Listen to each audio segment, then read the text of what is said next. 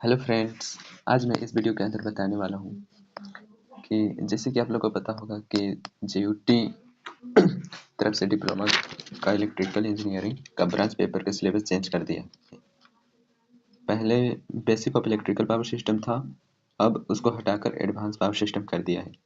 तो इसी की वजह से कुछ आइडिया नहीं होता कि किस टाइप का क्वेश्चन पूछेगा। तो आज मैं इस वीडियो के अंदर पूरा डिटेल में बताने वाला हूँ, तो इस वीडियो को लास्ट तक जरूर देखें। तो बिना टाइम लिए चलिए शुरू करते हैं। इस वीडियो में 5 ऐसा क्वेश्चन बताने वाला हूँ कि उस क्वेश्चन को यदि करके गए तो आप 100% पास हो जाओगे। ऐसे मैं MCQ plus theoretical selected question लेकर आया हूँ। उसमें से मैं आपको 5 ऐसे बताऊंगा जो 99% गारंटी आएगा, मैं बोल रहा हूँ ये। और MCQ प्लस थ्योरेटिकल क्वेश्चन दोनों को आंसर के साथ लाया हूँ। तो आप लोग को नीचे ये एक सैम्पल पेपर है। तो पहले हम लोग MCQ करते हैं, उसके बाद थ्योरेटिकल क्वेश्चन करेंगे। तो ये रहा MCQ, इस टाइप का क्वेश्चन पूछेगा। और इधर तो पूरा क्वेश्चन के बारे में, डिटेल क्वेश्चन पेपर के बारे में इस तरह से, subject name, code, full marks 17 marks का होता है, 3 घंटा का होता है टाइम, ये सब आप लोग देख लीजिएगा। चलिए नीचे चलते हैं। ये रहा MCQ, क्वेश्चन पढ़ते हैं। Question number 1, in load flow study of PQ bus is known as. Option number A slack bus, generator bus, load bus, reference bus. इसका राइट आंसर हो जाएगा option number C, load bus. Question number 2, the swing equation of synchronous machine describe the relative motion of the option A stator magnetic field, rotor with respect to the synchronously rotating stator field, load angle with respect to terminal voltage, option D none of this. तो इसका right answer हो जाएगा option number B. चलिए आगे चलते हैं। Question number 3, the per unit impedance of a transformer is. Option A larger on the primary side, option B larger on the secondary side, C the same whether calculated from the primary और secondary side, option D always 0। इसका right answer हो जाएगा option number C. Question 4, a microgrid that operates completely independently of the main utility grid is called an. Option A autonomous microgrid, B non-autonomous microgrid, C smart grid और D interconnected grid। तो इसका right answer हो जाएगा option number ए, autonomous microgrid।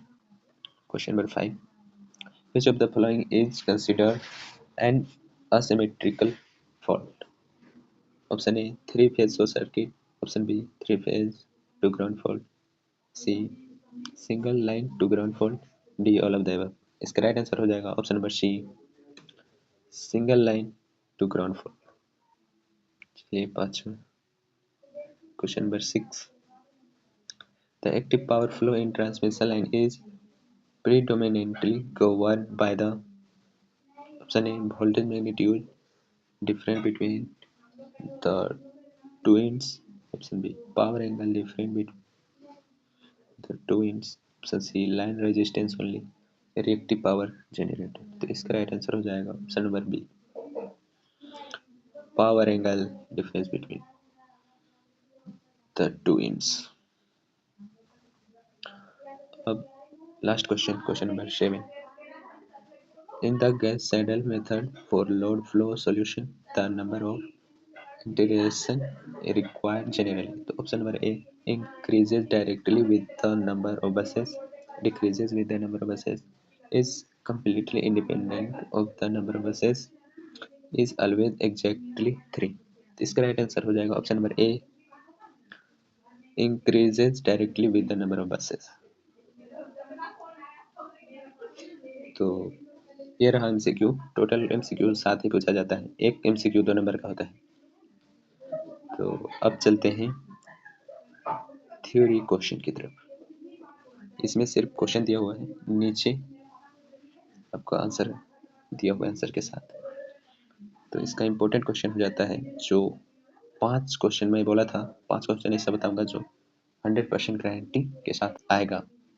तो चलिए पहला question हो जाएगा क्वेश्चन नंबर 3, ये वाला।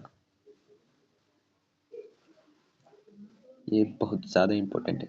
ये सारे क्वेश्चन सिलेक्टेड क्वेश्चन है, बट उन सेलेक्टेड क्वेश्चन में से मैं 5 ऐसा बता रहा हूँ जो आएगा ही आएगा। चलिए दूसरे क्वेश्चन की तरफ। क्वेश्चन नंबर दूसरा, क्वेश्चन नंबर 4, ये 4 का ए, ये PVI है, वेरी वेरी इंपॉर्टेंट। दूसरा हो जाएगा क्वेश्चन नंबर 5A, तीसरा 5 का बी, ये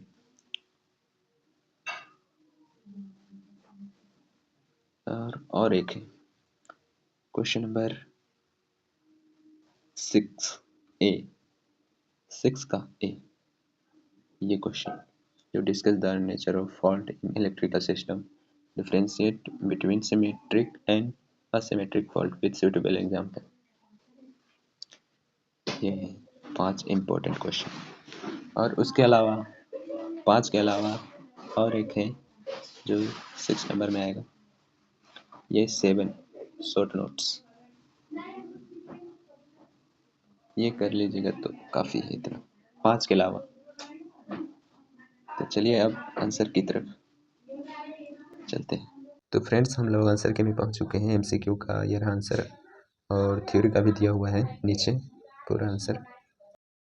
2 का A, load flow studies and classification of buses.